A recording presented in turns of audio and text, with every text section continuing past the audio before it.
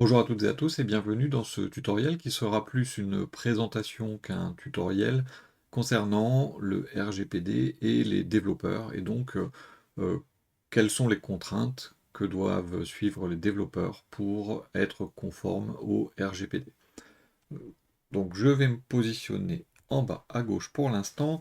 Donc j'ai fait une présentation, alors vous voyez qu'il y a quand même pas mal de points qui va vous parler donc du RGPD pour les développeurs. Et donc je me suis inspiré du guide RGPD du développeur qui a été élaboré par la CNIL. Donc ce guide RGPD concerne donc le RGPD, qui veut dire Règlement général sur la protection des données, qui est entré en vigueur en France le 25 mai 2018. Et donc, en tant que développeur, vous devez vous conformer à ce RGPD dans toutes les phases de conception de vos applications. À chaque moment, à chaque instant, vous devez penser à ce RGPD. Et également, vous devez faire en sorte que votre application soit conforme après son déploiement et qu'elle le reste pendant son utilisation. Il y a énormément de points à aborder et donc il y a 18 étapes en fait qui sont recommandées par la CNIL pour véritablement être conforme à ce RGPD. On va les prendre une par une, on va les passer en revue avec plus ou moins de détails.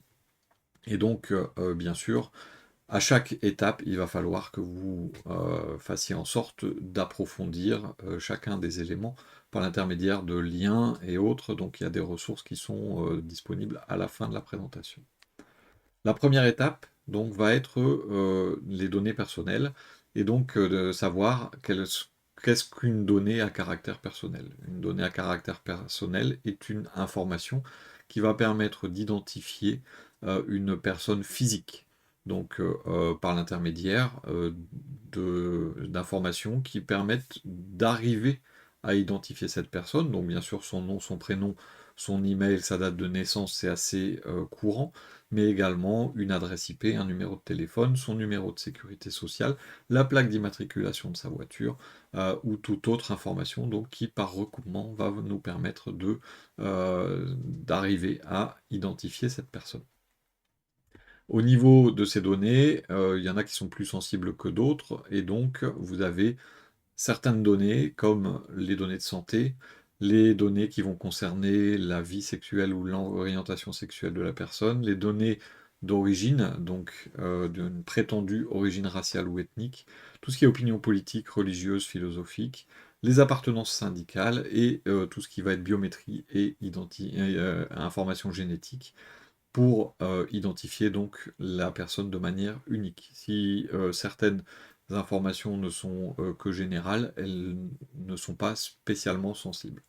Le RGPD va vous interdire de recueillir ou d'utiliser chacune de ces données, sauf bien sûr si vous avez demandé le consentement express de la personne, et de préférence, donc, ce consentement express doit être écrit. Au niveau des données personnelles, il va falloir penser à les stocker de façon anonyme ou pseudonymisée. Donc, si vous voulez pouvoir les conserver sans avoir d'accord, eh bien, vous devez les rendre anonymes. Les rendre anonymes, c'est complètement supprimer tout moyen de revenir à la personne. Ça va être, par exemple, de supprimer une partie de l'adresse IP, ça va être de changer le nom, mais en ne gardant aucun lien entre le nom de la personne et le pseudonyme qu'on va avoir. Dans ce cas-là, on sera dans la pseudonymisation. Donc l'anonymisation rend impossible l'identification de la personne à partir des données stockées. Le processus est irréversible, c'est-à-dire qu'on ne peut pas revenir à la donnée stockée, à la donnée réelle à partir de la donnée stockée, et on n'a plus du tout besoin d'appliquer les exigences du RGPD, c'est-à-dire qu'on n'a pas besoin de consentement particulier ou de droit à l'effacement. Pseudonymiser, c'est différent. En fait, vous conservez des données, mais elles peuvent être éventuellement, par exemple, séparées en deux endroits différents.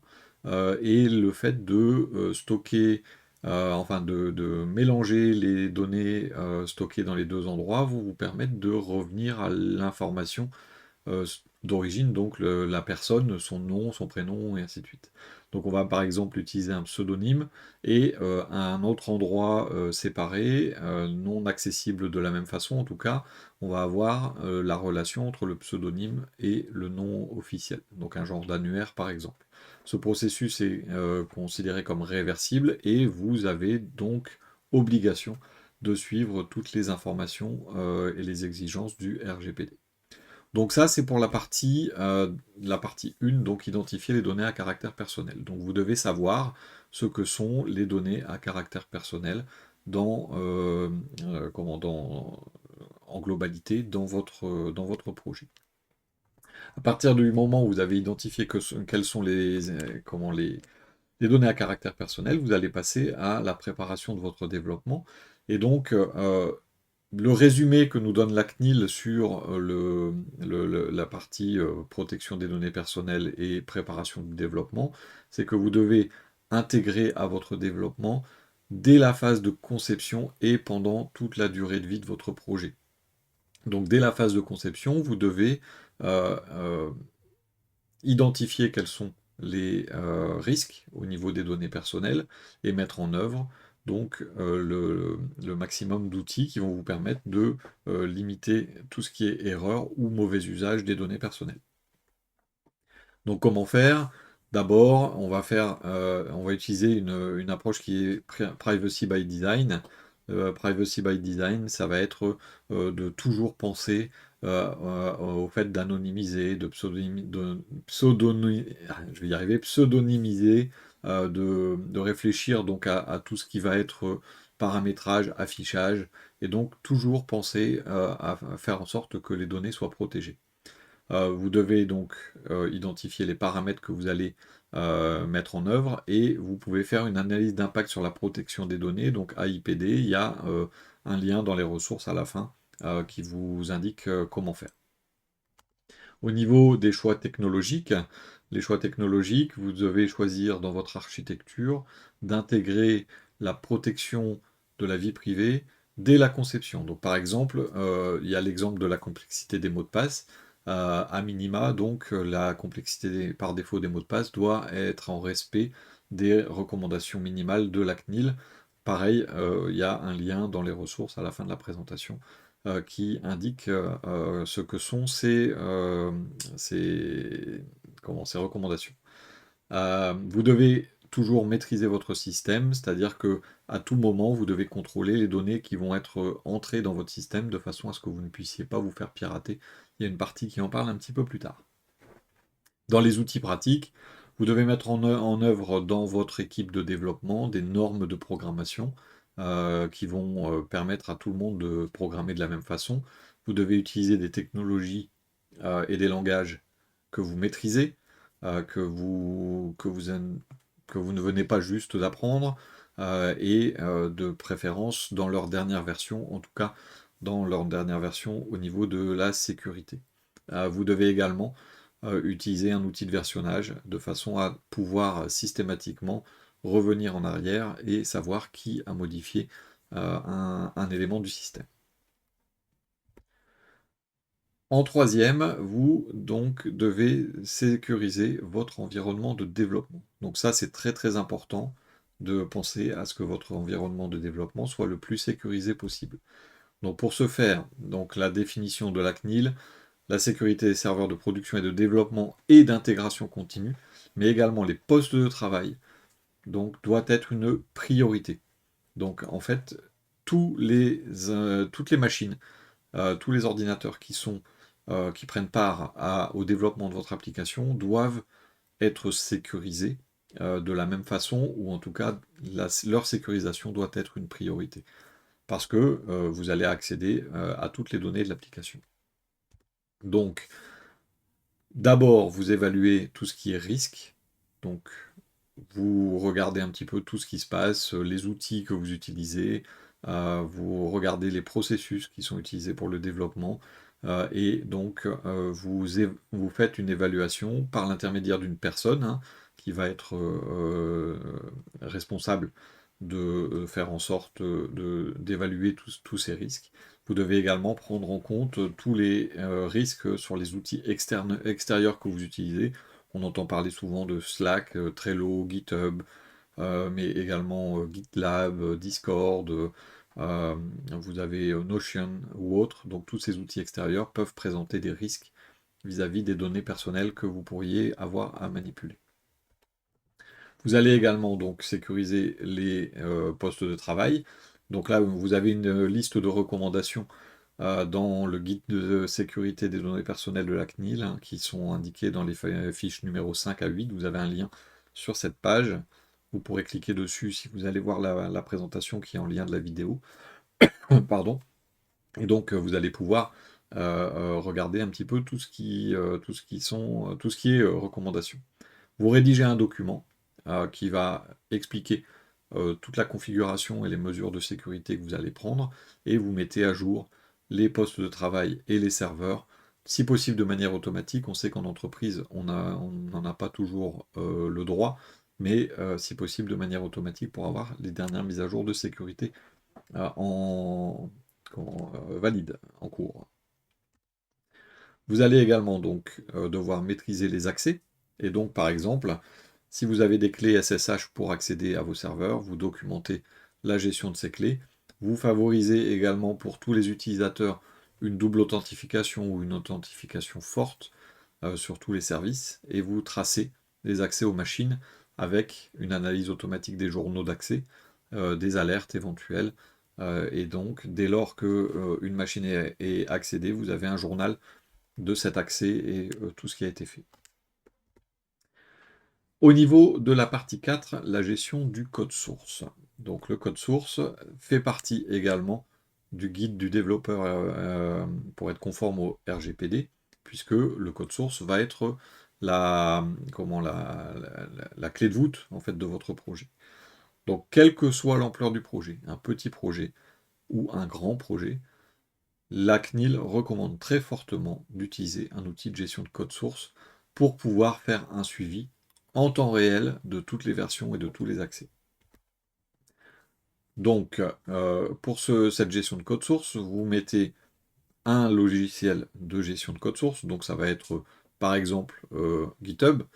Vous stockez l'ensemble du code source et tous les fichiers dans ce système, et comme je l'ai déjà dit, vous avez la conservation de tout ce qui va être modification, qui a fait quoi quand. Vous mettez en place sur cet outil également une authentification forte dès le début du projet, c'est-à-dire que si vous changez le type d'authentification pendant le projet, vous pouvez laisser des niveaux d'accès différents à des personnes qui étaient là au début par rapport aux personnes qui sont là un peu plus tard. Pardon. Vous attribuez aux utilisateurs des niveaux d'accès qui sont liés aux permissions qu'ils vont avoir, c'est-à-dire que c'est très fortement déconseillé de donner un accès totalement ouvert à tout le monde, un contrôle total par exemple, mais de ne donner accès qu'aux éléments auxquels chacun des utilisateurs aura accès et aura l'utilité. Vous faites des sauvegardes également régulières, c'est-à-dire que si jamais le système de gestion de code source venait à ne plus être disponible, ou si jamais il y avait une manœuvre accidentelle, eh bien, en ayant une sauvegarde, vous pouvez récupérer une partie de votre projet. Et également, donc, pour pouvoir travailler efficacement à plusieurs, mettez en place donc des procédures pour que chacun travaille de la même façon, donc des procédures de développement. Au niveau du contenu, attention, surtout pour tout ce qui va être secret, mot de passe, et ainsi de suite. Mais d'abord, vous avez des outils qui vont vous permettre de mesurer la qualité de votre code et qui vont pouvoir vérifier en temps réel si le code est de bonne qualité. Quand on parle de qualité de code, c'est pas uniquement l'indentation et autres, mais ça va être également les bonnes pratiques, la complexité du code et ainsi de suite. Vous allez également donc, comme je le disais, conserver tout ce qui est secret et mot de passe à l'extérieur du dépôt, donc soit dans des fichiers que vous avez dans votre projet mais qui ne sont pas envoyés sur le dépôt, commit, soit dans des variables d'environnement de vos machines, soit en les mettant dans des dépôts séparés et en gérant les accès différemment. Vous pouvez également utiliser des logiciels spécifiques qui permettent de gérer tout ce qui va être secret. Et vous pouvez éventuellement, si vous le souhaitez, quand même les mettre sur votre dépôt, mais en utilisant les outils de chiffrement-déchiffrement euh, directement proposés par votre gestionnaire de code source. Vous pouvez également, si jamais vous avez fait par accident un commit qui contient des données personnelles, vous pouvez purger le dépôt pour éviter de laisser des traces de ces données personnelles dans le dépôt par négligence. Et attention, toujours vérifier avant de publier votre code source en ligne qu'il ne contient pas de données personnelles. Donc la cinquième partie, c'est le choix de l'architecture. Faites un choix éclairé de votre architecture. Donc sur cette cinquième partie, la première chose par rapport à l'architecture de l'application, c'est d'identifier toutes les données qui vont être collectées, mais aussi leur cycle de vie, c'est-à-dire par où on passe pour les données et pour combien de temps elles sont valides, où est-ce qu'elles sont stockées, et ainsi de suite. Donc le stockage, ça peut être un stockage local sur l'ordinateur qui exécute l'application, mais ça peut être également stocké sur le serveur ou carrément stocké à l'extérieur sur un service de cloud. Donc tout ça, ça va être des choses qu'il va falloir regarder. Et donc là-dessus, on va devoir commencer par décrire le fonctionnement général du projet, par un schéma par exemple. Ensuite, on va devoir vérifier pour chacune des données, est-ce qu'elles sont stockées en local ou elles sont stockées sur un service en ligne ou est-ce qu'elles sont stockées uniquement sur le serveur. Au niveau du stockage local, eh bien, on doit vérifier qu'elles sont bien sécurisées dans le stockage local. Si elles doivent transiter par un service cloud, par exemple, ou un service en ligne, eh bien, tout dépend. Est-ce que vous hébergez vous-même ou est-ce que vous passez par un cloud extérieur? Et dans ce cas-là, vous devez choisir et identifier si c'est un service extérieur, identifier la qualité du service et également la sécurisation de ces données par l'intermédiaire du contrat que vous signez, donc des conditions d'utilisation. Au niveau du prestataire extérieur, eh bien, vous devez vérifier qu'il garantit la mise en place de mesures sécurité et de confidentialité suffisamment transparentes et appropriées. Quand on dit appropriées, c'est que les mesures sont cohérentes par rapport à l'usage qu'on veut en faire, mais également par rapport au RGPD lui-même. On doit s'assurer également de la localisation. Pourquoi? Parce que des données personnelles européennes ne sont pas censées être stockées en dehors de l'Europe. Donc si vous avez un service de cloud qui est aux États-Unis, eh bien il faut que vous vérifiez que ces données sont anonymisées et qu'on ne peut pas, depuis les États-Unis et depuis le stockage, on ne peut pas revenir directement aux données personnelles. Vous devez également, si ce sont des données de santé, vérifier la certification de ce prestataire d'hébergement pour vérifier qu'il est agréé pour héberger des données de santé. Par rapport aux autres points à vérifier, est-ce qu'il y a une politique de sécurité qui est accessible et que vous pouvez lire et analyser? Est-ce que les mesures physiques de sécurité sont bonnes? Sécurité non seulement au niveau des accès physiques, hein, est-ce qu'il y a des badges? Est-ce que n'importe qui peut entrer ou pas? Est-ce qu'on laisse une pièce d'identité? Mais également au niveau de la sécurité, c'est-à-dire sécurité incendie par exemple. Est-ce que les données sont protégées et est-ce que le prestataire d'hébergement y a accès ou non? Il faut savoir que le prestataire d'hébergement n'est pas censé pouvoir accéder aux données qui sont stockées sur ces serveurs. Euh, Ensuite, est-ce que les mises à jour, les habilitations du personnel, est-ce que les authentifications, les sécurités sont mises en place? Et également la réversibilité ou la portabilité des données, c'est-à-dire, en gros, j'ai envie de changer d'hébergeur, est-ce que je peux tout récupérer et stocker ailleurs, et donc bénéficier d'une portabilité. Donc ça, c'est pour les hébergements. Ensuite, vous avez la partie 6, sécuriser vos sites web et vos applications et vos serveurs. Donc là, on va parler de l'application elle-même. Donc les règles de sécurité de l'application, donc qu'elles suivent un peu l'état de l'art, hein, donc les actualités, donc au niveau communication, authentification et infrastructure.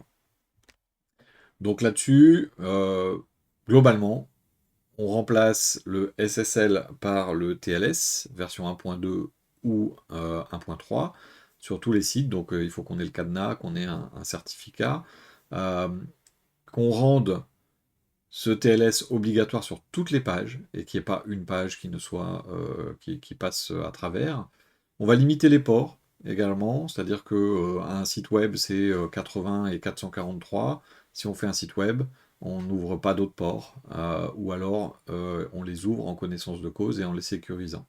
Et donc il y a sur le site de l'ANSSI, des recommandations spécifiques là-dessus. Pour les authentifications. Donc pour les authentifications, donc il y a les recommandations de la CNIL sur les mots de passe. On ne stocke jamais les mots de passe en clair. Jamais, jamais, jamais les mots de passe doivent être hachés. Ensuite, si vous utilisez des cookies pour l'authentification, vous protégez le cookie contre les lectures, euh, contre la lecture sur des canaux qui n'utiliseraient pas le TLS par exemple. Vous utilisez toujours les indicateurs Secure, Same Origin et HTTP Only. Donc je vous invite à vous renseigner si vous ne savez pas ce que c'est. Vous utilisez les protections contre les injections, donc le CSRF. Vous mettez en place SameSite à la valeur stricte lorsque c'est possible, et vous utilisez un sous-domaine spécifique pour le token d'authentification. Vous pouvez créer un sous-domaine d'authentification. Ça, ce sont les recommandations de la CNIL. Vous testez tout ce qui est cryptographie, donc vous vérifiez à bien désactiver tout ce qui est obsolète, MD5 par exemple, hein, qui est très souvent actif. Vous adoptez une politique spécifique de mot de passe pour les administrateurs, c'est-à-dire que euh, les mots de passe administrateurs étant les plus sensibles, vous pouvez mettre en place une politique plus stricte pour les mots de passe administrateurs que pour les autres. Par exemple, si vous imposez 16 caractères pour les mots de passe des utilisateurs, vous pouvez en mettre 30 pour les administrateurs, par exemple. Vous limitez l'accès à tout ce qui est interface d'administration uniquement aux personnes qui sont habilitées, c'est-à-dire que vous ne donnez pas les codes administrateurs à n'importe qui. Et l'accès depuis Internet à tout ce qui est interface d'administration doit faire l'objet de mesures de sécurité renforcées. C'est-à-dire que, on le verra un peu plus tard, mais vous ne mettez pas /admin pour l'administration du site, vous mettez autre chose, qui soit aléatoire et qui ne puisse pas être deviné facilement. Vous pouvez également protéger par un double mot de passe, c'est-à-dire qu'il y a un mot de passe pour accéder à la page et un autre mot de passe pour pouvoir se connecter, et d'autres choses comme celle-là. Vous pouvez également donc faire en sorte de limiter la divulgation d'informations pour les comptes qui existent ou qui n'existent pas. C'est-à-dire que euh, je veux me connecter ou m'inscrire à un site, je ne dois pas savoir si un compte existe déjà. Donc par l'intermédiaire du formulaire d'inscription, je ne dois pas indiquer si un compte existe. De même, lorsque je me connecte, je ne dois pas dire si c'est le mot de passe ou si c'est l'identifiant qui est incorrect. Donc par exemple, cet exemple-là, hein, c'est la généralisation des messages d'erreur. C'est ce couple identifiant mot de passe est inconnu. C'est-à-dire qu'on ne sait pas si c'est l'identifiant ou le mot de passe qui est inconnu, c'est le couple qui est inconnu. On ne confirme pas l'existence d'un compte utilisateur. Donc par exemple, sur la réinitialisation de mot de passe, on ne dit pas ce compte n'existe pas. On dit si un compte existe avec cette adresse email, un mail de réinitialisation lui a été envoyé. Donc on donne toujours un message un peu flou. Et on fait valider l'adresse mail du compte utilisateur en tout premier lieu, c'est-à-dire que je m'inscris, identifiant, enfin adresse mail, mot de passe, je fais valider le mot de passe, le mail, et ensuite je continue le processus d'inscription en deuxième étape. Donc ça, c'est ce qui est également recommandé par la CNIL. Par rapport aux infrastructures, donc tout ce qui est matériel et serveur, on va effectuer des sauvegardes, si possible chiffrées et surtout vérifier régulièrement. On limite le nombre de composants, c'est-à-dire que tout ce qui est extension, bundle et autres, on va les limiter au maximum pour être maître complètement de son propre code. On va utiliser des outils de détection de vulnérabilité, donc pour vérifier les failles de sécurité. On va vérifier on va restreindre, pardon, voire interdire l'accès aux ports de configuration à distance. Donc si on a par exemple un serveur sur lequel on peut se connecter en SSH, eh bien on va faire une liste blanche d'adresses IP qui vont être autorisées à se connecter en SSH. Et toutes les autres adresses IP ne seront pas autorisées, tout simplement. Par exemple, hein. On va protéger les bases de données, donc surtout si on les rend accessibles sur Internet, ce qui est assez rarement le cas, mais si c'est une base de données accessible, eh bien on va devoir la protéger. Et on va compartimenter les différents environnements, c'est-à-dire que s'il y a plusieurs environnements d'exécution, eh bien on va créer des boîtes dans lesquelles on va exécuter chacun des services, et chaque service aura ses propres autorisations de façon à pouvoir fermer l'accès général en fait à un service. Partie 7, minimiser les données collectées. Et ça, c'est très important et il y a assez peu de monde qui le fait. C'est-à-dire qu'on doit impérativement collecter uniquement les données personnelles qui sont pertinentes et nécessaires pour notre objectif, en fait, ce qu'on appelle les finalités du traitement. Donc, c'est-à-dire que je ne dois pas collecter d'informations qui ne seraient pas forcément utiles. Donc, je dois d'abord réfléchir aux différents types de données que je vais collecter. Je vais ensuite documenter cette information. Si on n'a pas la nécessité d'avoir une donnée particulière, on ne la collecte pas. Si on a nécessité de l'avoir, on peut la collecter. Ensuite, on les traite et on les stocke de façon à réduire leur précision. Ça, par exemple, je souhaite avoir l'âge d'une personne, par exemple. Eh bien, pour avoir l'âge d'une personne, je peux lui demander juste son âge. J'ai pas besoin de demander sa date de naissance. Si j'ai demandé sa date de naissance, je vais calculer son âge et je vais stocker l'âge. Je ne vais pas stocker la date de naissance. Donc ça, c'est un exemple hein, de traitement et stockage.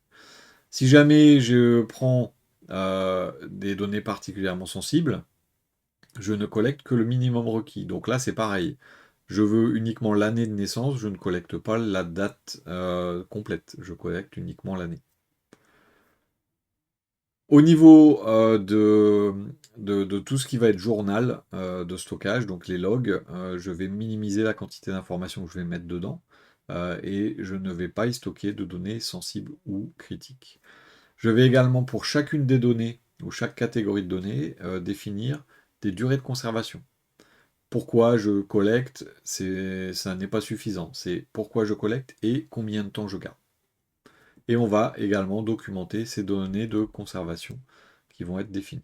Pourquoi? Simplement parce que à tout moment, je dois être capable de justifier du pourquoi j'ai telle donnée et combien de temps je la garde. Ensuite, une fois que les données ont été collectées, je vais devoir les purger. Euh, je parlais juste avant de durée de conservation. Eh bien, une fois que cette durée de conservation est atteinte, je dois purger mes données. Je dois les purger automatiquement ou éventuellement demander confirmation à l'utilisateur, savoir si je peux prolonger leur durée, mais ça doit venir de l'utilisateur. Je dois également effacer physiquement toutes les données qui ne sont plus nécessaires. Donc si j'ai des données sur des supports physiques, je détruis les supports physiques. Sinon, donc je les supprime de la base de données, par exemple. Si jamais je dois les conserver parce que je dois conserver une trace de certaines choses, je dois utiliser la pseudonymisation ou l'anonymisation pour qu'elles ne soient plus aussi sensibles. Et donc je vais également journaliser les procédures d'effacement automatique, c'est-à-dire qu'on doit être capable de justifier qu'on a bien effacé la donnée. Donc on ne garde pas la donnée, mais on garde un log disant telle donnée a été effacée tel jour à telle heure. Sur la partie 8, gérer les profils utilisateurs. Donc la gestion des profils utilisateurs est assez sensible pour plusieurs raisons, mais surtout, vous devez définir les profils en fait et les habilitations de chacun des profils de votre application, donc aussi bien les personnes qui collaborent au projet que les utilisateurs finaux. Vous devez y réfléchir bien en amont parce que je ne dois pas savoir, je ne dois pas avoir accès, pardon, à une donnée à laquelle je ne suis pas censé avoir accès. Donc ça veut dire qu'il ne faut jamais afficher une donnée pour les utilisateurs qui ne sont pas censés les avoir. Donc sur le principe, je vais avoir à utiliser un certain nombre de techniques qui vont me permettre de protéger les données. La première, j'utilise des identifiants uniques pour chaque personne. Donc ça, c'est l'identifiant. Ça peut être UUID, User Unique ID, par exemple, un identifiant unique pour chacun des utilisateurs de l'application. Je vais également, avant même de donner accès à des données personnelles, demander une authentification des utilisateurs. Parce que les données personnelles ne sont pas censées être divulguées comme ça au grand public. Par exemple, la date de naissance d'une personne, si est prévu que dans l'application elle soit affichée au modérateur, eh bien quelqu'un d'autre ne doit pas y avoir accès. Vous devez également écrire des politiques de gestion d'accès aux données différenciées, donc suivant les personnes. Donc ça veut dire que chaque type de personne va pouvoir soit lire, écrire, supprimer, et ainsi de suite.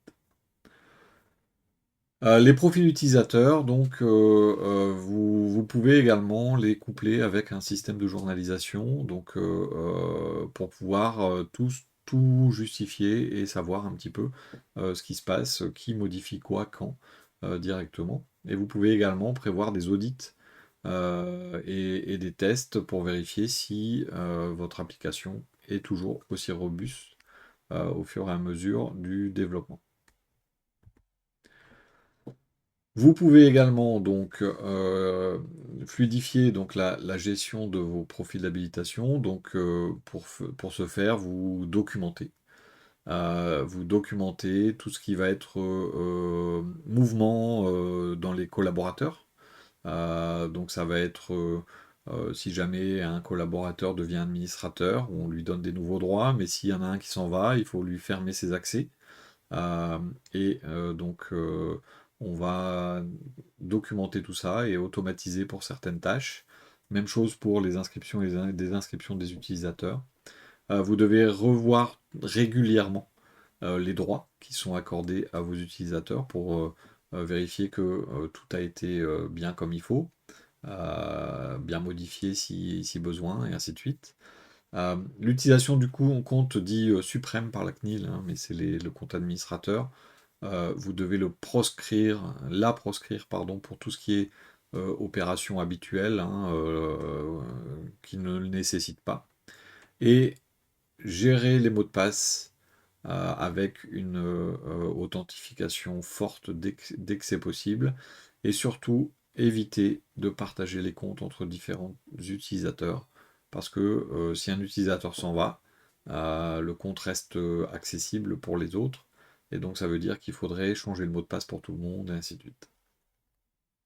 Et si on oublie, ça peut poser problème. Ensuite, les SDK et les bibliothèques. Donc les SDK et bibliothèques, on les utilise hein, pour faire des extensions et autres, mais donc ce sont des éléments qui sont écrits par des tiers, et donc ça veut dire que vous ne maîtrisez pas la totalité du code. Étant donné que vous ne maîtrisez pas la totalité du code, il faut faire très attention lorsqu'on en utilise. Pour ce faire, d'abord, on évalue l'intérêt de chacune des dépendances qu'on va utiliser. Est-ce que l'utilisation de cette dépendance a un réel intérêt ou est-ce que il ne serait pas plus simple de l'écrire complètement? Vous devez également vérifier que la maintenance de ces SDK et bibliothèques va durer aussi longtemps que le projet lui-même. Donc si vous avez un SDK qui est en fin de vie, évitez de l'utiliser. Vous devez également donc faire attention à la gestion de la vie privée dans ces SDK. S'il y a un SDK qui fait un traitement, vous devez informer l'utilisateur final que vous avez ces traitements. Vous devez vérifier également qu'il y a un mécanisme prévu pour recueillir le consentement des utilisateurs pour la collecte des données et surtout les données non strictement nécessaires. Vous devez vérifier que les bibliothèques que vous utilisez ne transfèrent pas de données hors de l'Union européenne ou alors que ça a été fait dans les règles de l'art. Et donc vous devez vérifier également s'il y a un tiers, que la relation est encadrée par un contrat de sous-traitance. Si vous utilisez de la cryptographie, donc chiffrement par exemple, il est fortement déconseillé de le faire à la main. C'est-à-dire qu'il vaut mieux choisir des bibliothèques maintenues et reconnues plutôt que de faire votre propre algorithme, parce que votre propre algorithme pourrait être beaucoup moins robuste que des algorithmes dans des bibliothèques qui sont reconnues. Par rapport à tout ce que vous allez choisir, vous devez lire la documentation et changer la configuration par défaut. Ça, c'est très très important. Vous devez changer la configuration par défaut. Vous devez auditer vos bibliothèques et SDK, vérifier un petit peu comment ils fonctionnent, cartographier les dépendances, c'est-à-dire savoir si vous installez telle bibliothèque, il y aura telle autre chose qui va être installée avec, et vous devez savoir exactement qui dépend de qui, faire une cartographie et un schéma. Faire attention aussi aux tentatives de ce qu'on appelle le typosquattage. Donc en gros, vous avez du code qui fait appel à telle dépendance. On vous met un lien vers la dépendance, mais elle s'écrit à peu près pareil. On ne voit pas qu'il y a une différence dans l'écriture. Et donc, c'est pas écrit tout à fait pareil et c'est pas la vraie dépendance. Donc ça, on fait attention. Et surtout, vous ne copiez-collez pas de code ou de lignes de commande depuis des sites qui sont pas très connus. Vérifiez-les en tout cas à plusieurs reprises. Ensuite, vous devez les maintenir à jour. Donc, si vous utilisez un système de gestion de dépendance, hein, Yum, APT et ainsi de suite, vous pouvez maintenir à jour votre liste de dépendances.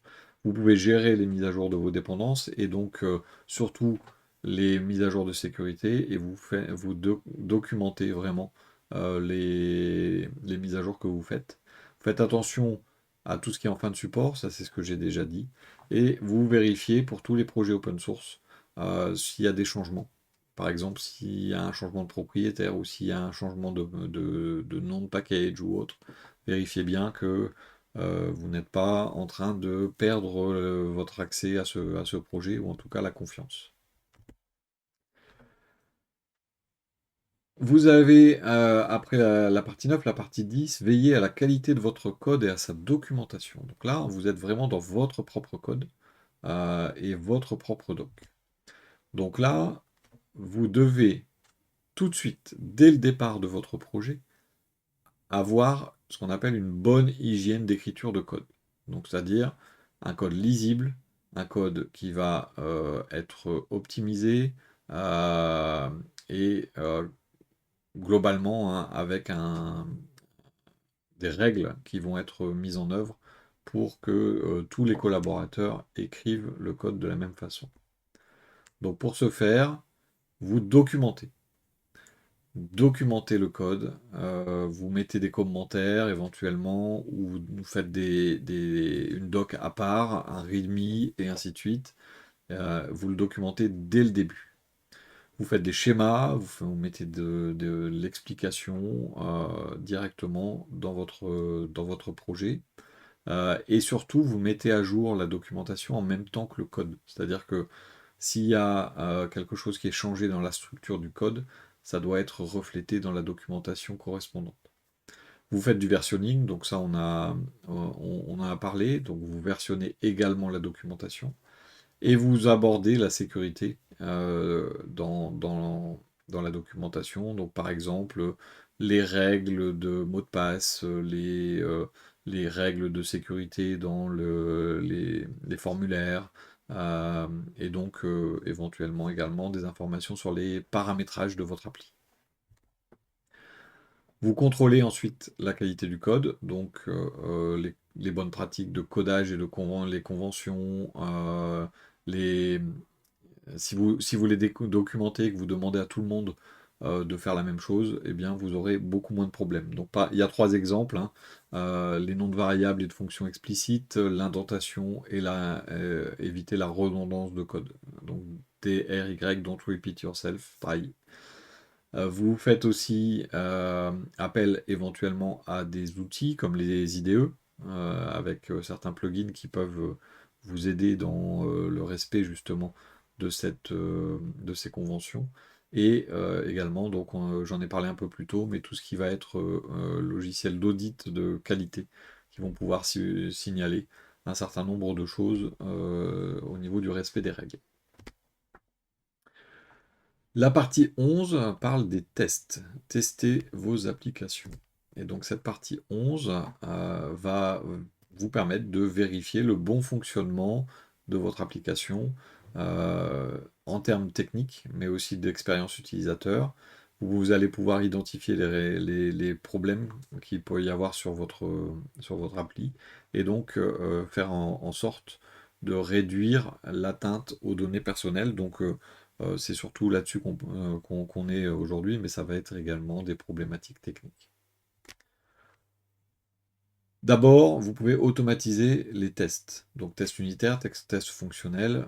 Vous allez pouvoir vérifier que chacune des fonctions, chacune des fonctionnalités de votre application fait bien ce qui est attendu. Donc ça, c'est les tests au niveau développement. Vous avez les tests de sécurité, donc ils vont pouvoir vérifier les vulnérabilités éventuelles. Et donc, si vous pouvez, et c'est fortement conseillé, mettre en place un système d'intégration continue qui va permettre de lancer automatiquement les tests dès que vous allez modifier votre code source. Donc ça, c'est pour l'automatisation. Mais vous pouvez également donc avoir une stratégie complète. Alors on va parler en entreprise, hein, mais dans votre entreprise, vous pouvez avoir des stratégies de test avec un certain nombre de métriques qui vont permettre de savoir si euh, votre code est cohérent avec la stratégie de l'entreprise. Donc par exemple les taux de couverture des tests, les taux de réplication de code ou le nombre de vulnérabilités qui sont découvertes. Et pour les données de test, et là on le voit trop souvent, les données de production ne doivent pas être utilisées dans les tests. C'est-à-dire que vous devez utiliser des générateurs de données qui sont des données fausses, qui remplacent les données de production, mais sont similaires à ce qui est attendu. Pourquoi? Parce que si vous utilisez les données réelles, vous avez plusieurs risques. Le premier, c'est un risque légal, puisque vous détournez les données de la finalité initiale qui était d'être sur le site de production. Vous avez éventuellement risque de fuite de données. S'il y a un push qui est fait, par exemple, sur un outil de gestion de version, avec les données, les vraies données, eh bien, il peut y avoir une faille de sécurité et il peut y avoir des données qui partent dans la nature. Donc, utilisez toujours des données fictives lorsque vous allez gérer des tests.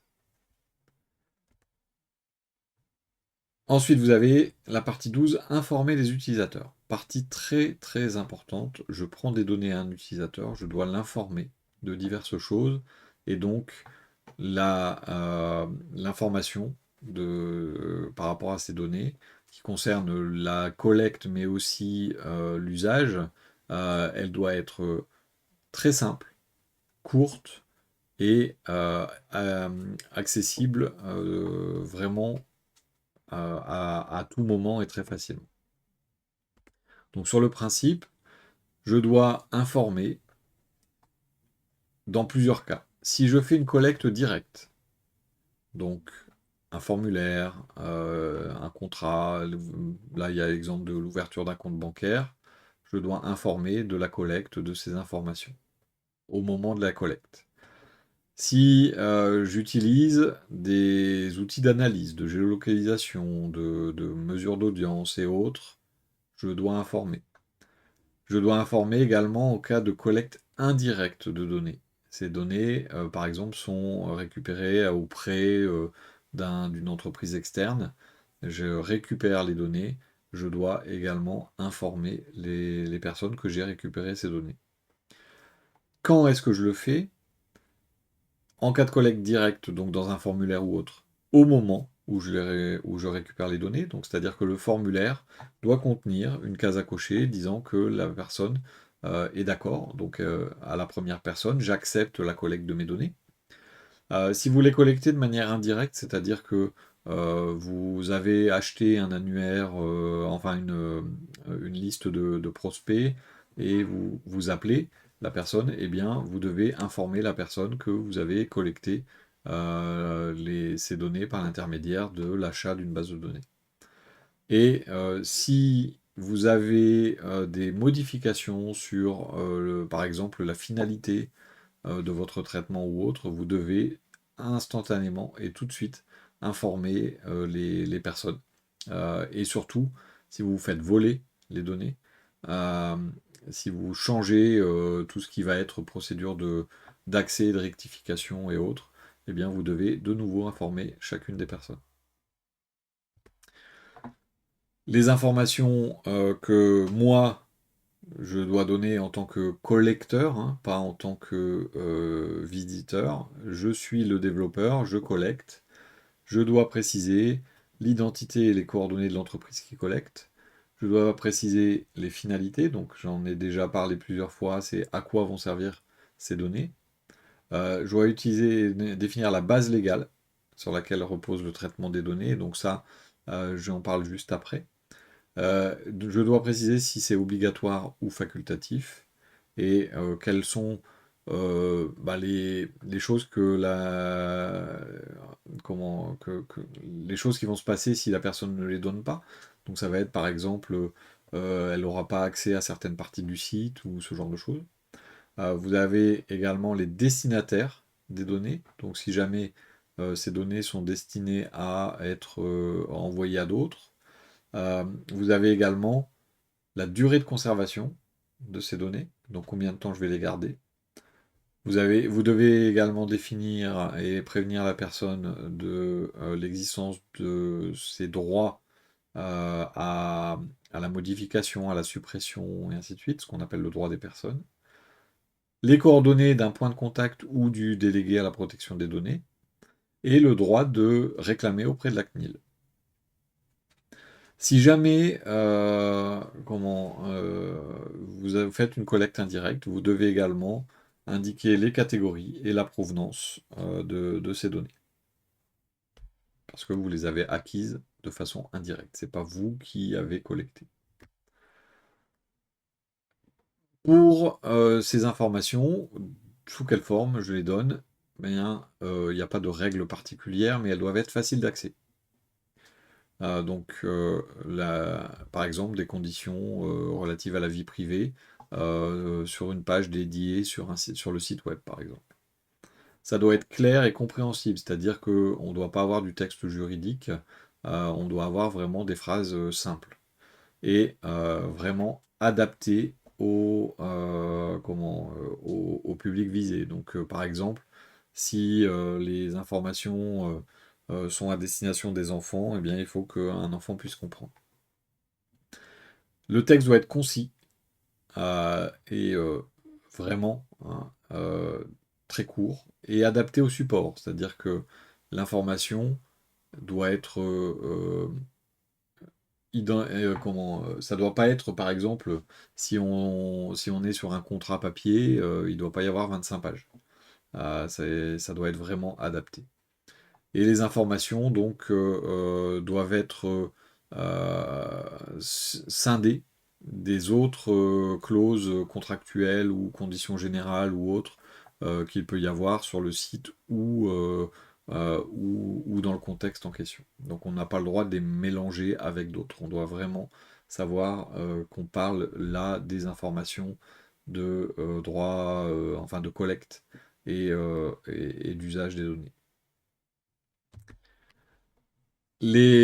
Donc, si jamais, je ne vous le souhaite pas, mais si jamais votre base de données devait être compromise, vous avez 72 heures pour signaler cette violation à la CNIL.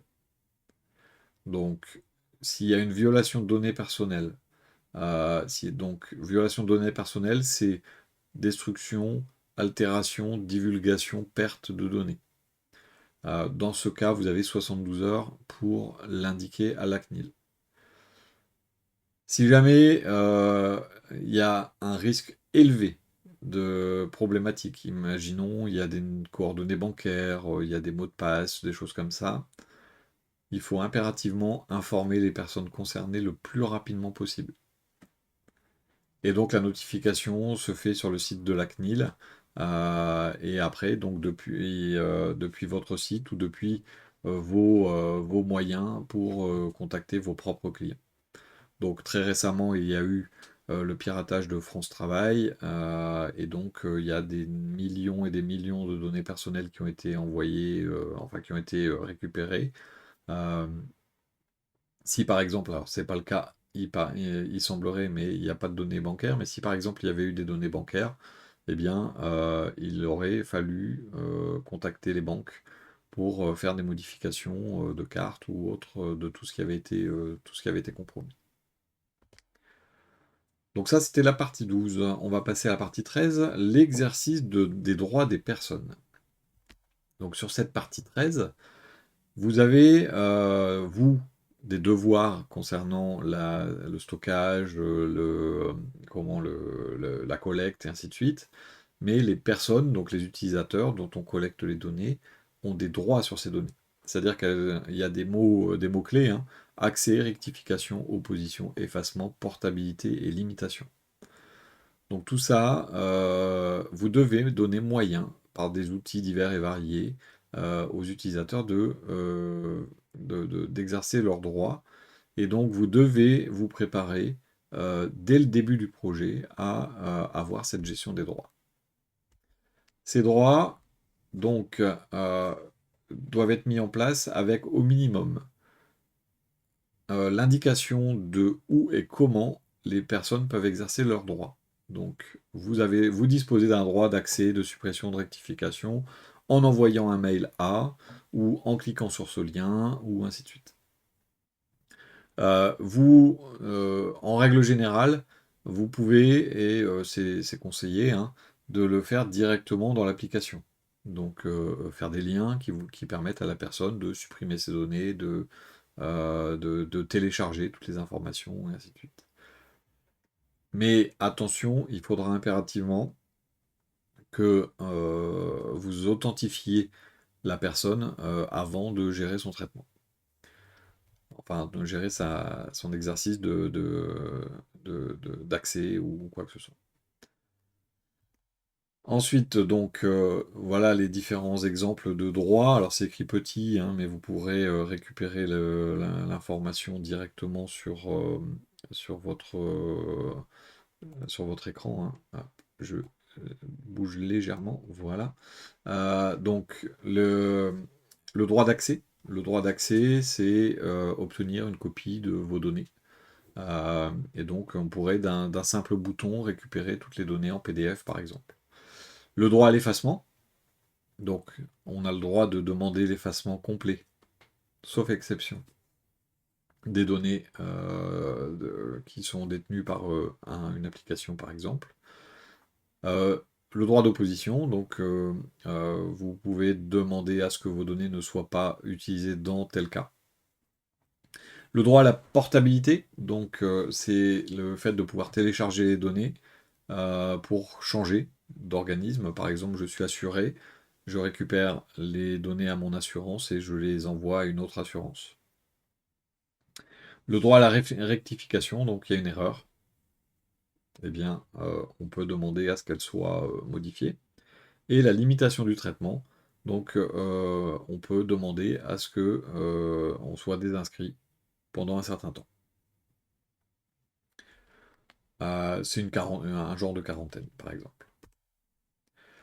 Donc ça, c'était la partie 13, et on va passer donc à la partie 14, gérer la durée de conservation des données.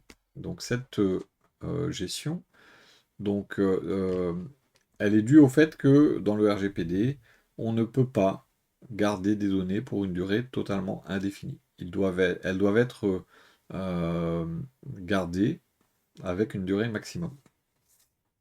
Donc ensuite, si jamais la durée est atteinte, elles doivent être supprimées ou anonymisées. On les anonymise par exemple si on veut garder à des fins statistiques. Donc pour le cycle de vie, hein, on a trois phases. On a la base active. Donc les données sont en cours de traitement, en gros. On a un archivage intermédiaire, donc qui est un premier archivage, et on a l'archivage définitif ou la suppression des données.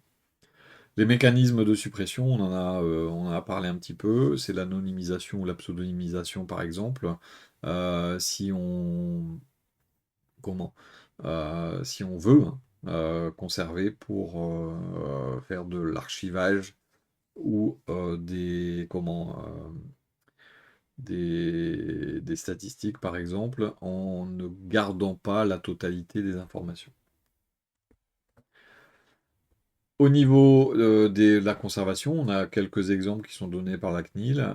Pour la gestion de la paye et les horaires, on conserve pendant 5 ans. Elles peuvent être conservées pendant 5 ans, hein. Le mot peuvent, le verbe pouvoir est important, puisque les données d'un dossier médical doivent être conservées 20 ans. Les coordonnées d'un prospect qui ne répond à aucune sollicitation, on peut les conserver 3 ans. Et les données de journalisation peuvent être conservées entre 6 mois et 1 an.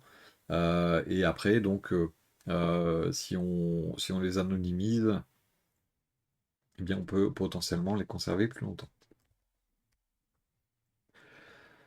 La 15. Prendre en compte les bases légales dans l'implémentation technique. Pardon. Base légale, c'est un terme que j'ai déjà, prononcé.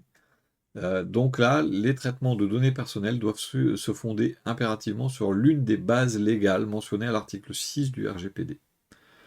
Donc les bases légales vont définir les conditions de mise en œuvre du traitement et des droits des personnes. Donc, quelles sont les bases légales? Il y en a quelques-unes. Pour un organisme privé, on va avoir le contrat. Donc ça va être un contrat d'assurance ou ce genre de choses. Par exemple, ça va être une interaction commerciale. L'intérêt légitime, donc on va pouvoir utiliser cette base légale si on met en place un traitement qui n'est pas susceptible d'affecter les droits et libertés des personnes concernées. Et on va avoir le consentement, où la personne va explicitement consentir au traitement de ces données. Pour un organisme public ou d'intérêt public, on va avoir l'obligation légale, donc il y a une loi, un texte réglementaire qui oblige, ou la mission d'intérêt public pour une mission d'intérêt, quand ça nécessite un traitement de données. Et donc, le dernier, on l'a vécu avec les années Covid et le pass sanitaire, dans les cas très spécifiques, la sauvegarde des intérêts vitaux peut être retenue comme base légale. Donc ça, ce sont les bases légales définies par le RGPD. Donc, à savoir, une seule base légale doit être choisie. Vous ne pouvez pas en cumuler sur une même finalité. Euh, donc si vous avez une relation contractuelle et que la finalité est strictement nécessaire à la fourniture du service, donc par exemple le nom, le prénom, l'adresse pour créer un compte sur un site de e-commerce, alors la base légale du contrat devrait être appropriée. Donc ça veut dire que inscription sur un site e-commerce, on utilise la base légale du contrat. Si votre traitement n'est pas dans une relation contractuelle, alors c'est l'intérêt légitime ou le consentement qui peuvent être utilisés. S'il y a des données sensibles, données de santé par exemple, euh, vous allez éventuellement devoir ajouter une exception, donc qui font partie de l'article 9 du RGPD. Donc tout ça, il y a des fiches qui sont sur le guide RGPD pour le développeur de la CNIL qui est en lien dans les ressources un petit peu plus tard. Un petit tableau pour illustrer tout ça. Donc les bases légales doivent toujours figurer dans les informations transmises aux personnes. Donc quand vous transmettez une information, vous devez mentionner la base légale. Vous devez documenter votre choix. Et donc vous voyez que on a les bases légales qui sont sur le côté gauche. Sur le dessus, on a les droits. Et on a, pour chaque base légale, quels sont les droits. Par exemple, le consentement, on a le droit d'accès, de rectification, d'effacement, de limitation du traitement, de portabilité et d'opposition, ça veut dire qu'on retient notre consentement. À noter que l'obligation légale, vous voyez qu'il y a une double étoile sur droit à l'effacement. Et bien ça, c'est parce que on ne peut pas toujours demander à effacer nos coordonnées. Je prends l'exemple très concret. On ne peut pas s'opposer et on ne peut pas demander l'effacement de nos données personnelles au trésor public, puisque il y a une base légale qui nous interdit de le faire, tout simplement. Et donc, sur le principe, il y a certains cas sur lesquels il y a une obligation légale de donner ces informations. La partie 16, analyser les pratiques en matière de traceurs sur vos sites et vos applications. Donc les traceurs, les fameux cookies, entre autres. Donc là, les traceurs, ça va être considéré comme étant du stockage d'informations qui sont locales dans le terminal de l'utilisateur. Et donc, on a un certain nombre de pratiques qui sont encadrées à ce niveau-là. Donc, le traceur demande le recueil du consentement préalable à son usage. C'est-à-dire qu'on ne peut pas créer de traceur. Il y a beaucoup de textes, je le sais, mais on ne peut pas créer de traceur avant d'avoir le consentement de l'utilisateur. Donc, par exemple, si vous utilisez des cookies ou si vous stockez des informations, alors pour ceux qui connaissent, dans le local storage, ou vous récupérez l'identification de l'empreinte d'un terminal. Tout ça n'est autorisé qu'après accord, sauf exception bien sûr, qu'après accord de l'utilisateur lui-même. Donc les 5 catégories qui nécessitent un accord obligatoire, ça va être pour le ciblage publicitaire, ça va être pour la mesure d'audience publicitaire, pour la publicité géolocalisée, pour tout ce qui va être personnalisation du contenu et tout ce qui va être partage sur les réseaux sociaux. À partir du moment où vous faites l'une de ces activités, vous devez impérativement activer le traceur uniquement après avoir obtenu le consentement de l'utilisateur lui-même. Ceux qui ne sont pas visés par les obligations donc, de consentement, ça va être les traceurs destinés à l'authentification. Ceux qui sont pour les paniers d'achat, et certains traceurs qui vont générer des statistiques de fréquentation. On en parle juste après. Attention, si vous utilisez un seul traceur pour faire plusieurs choses, vous devez demander l'accord pour toutes les finalités qui demandent une obligation de consentement.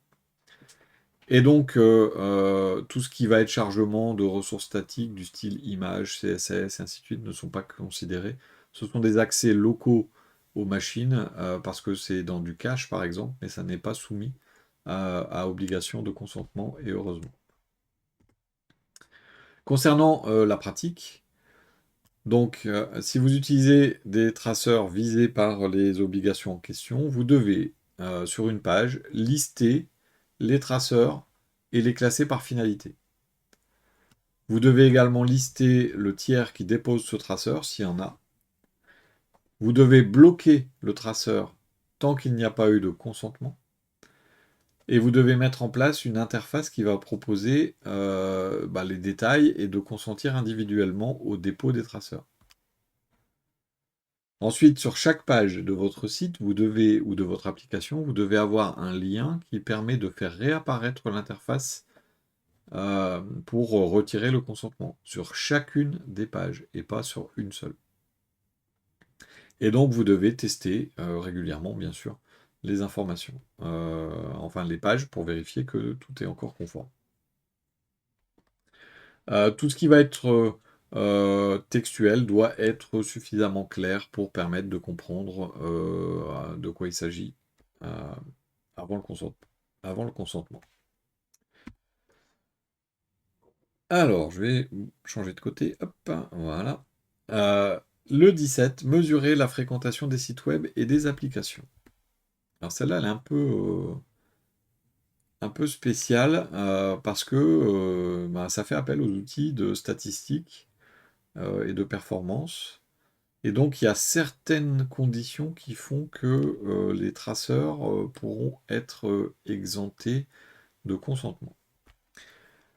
Donc d'abord, pour bénéficier donc de cette exemption de consentement, vous devez avoir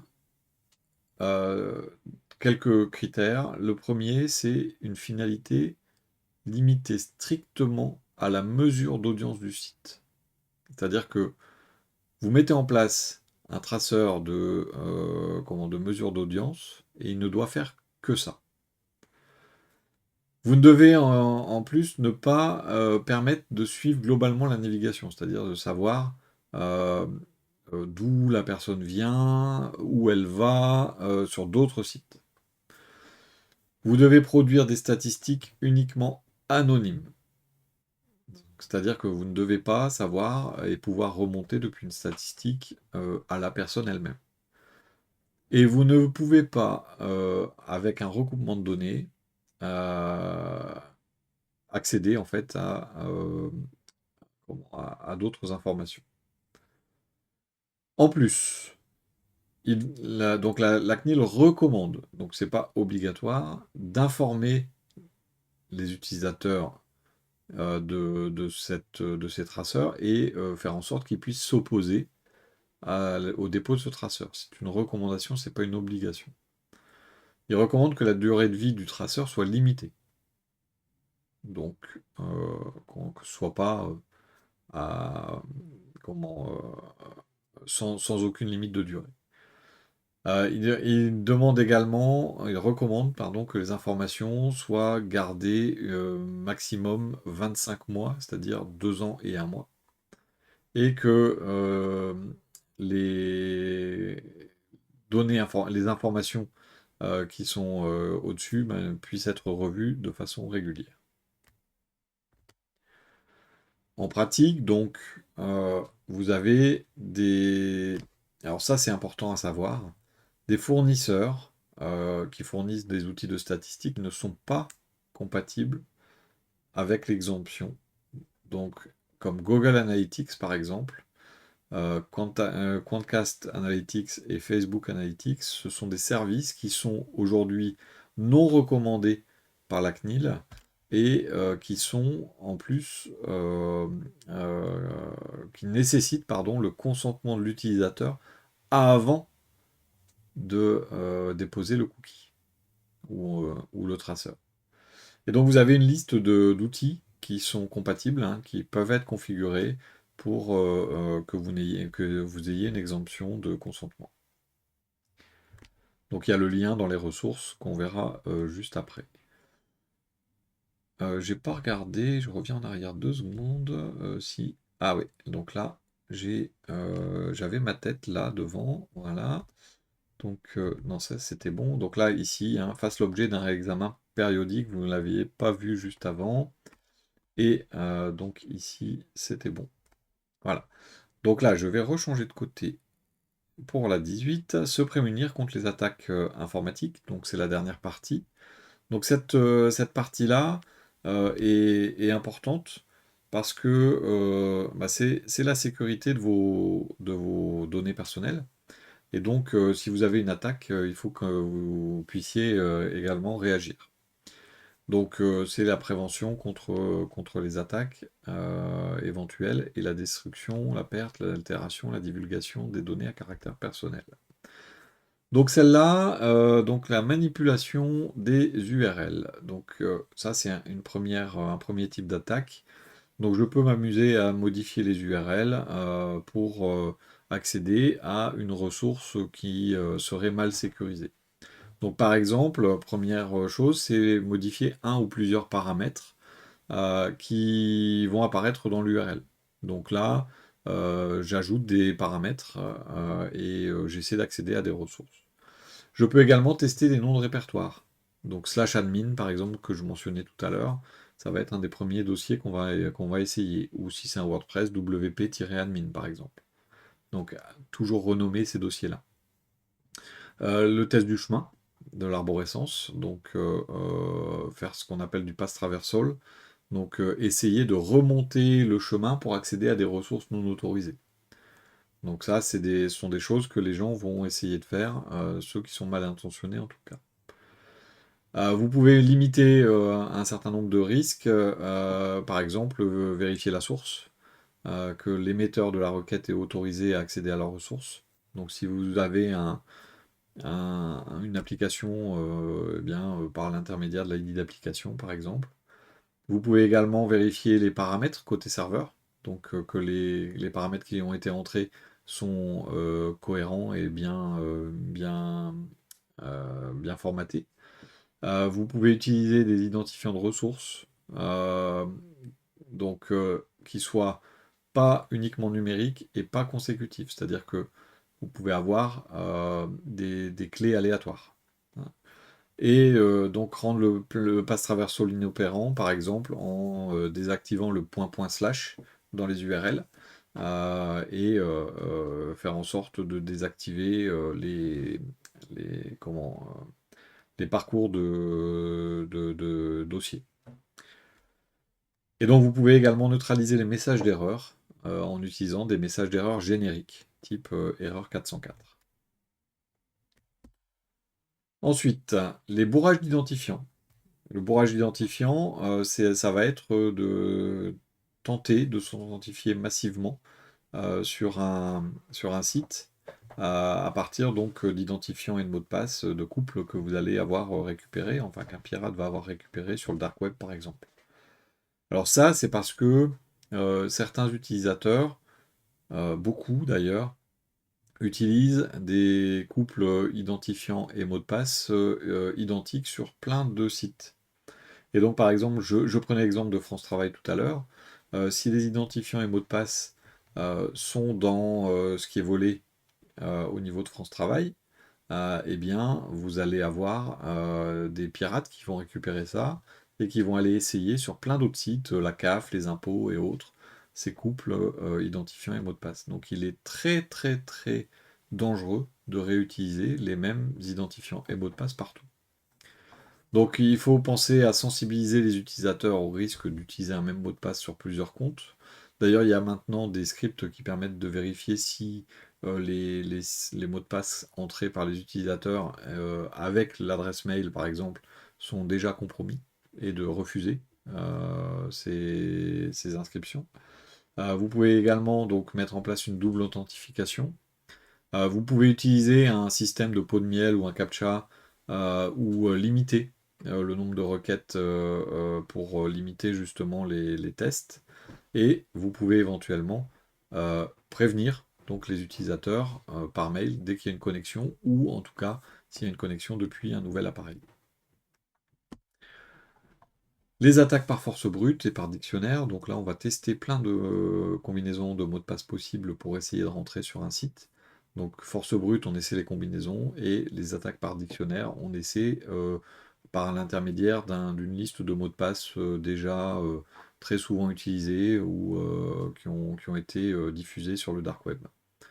Donc là, les mesures, donc on va forcer l'utilisateur à utiliser des mots de passe conformes aux recommandations, hein, et donc on va pas mettre AZERTY, on va pas mettre password, et ainsi de suite.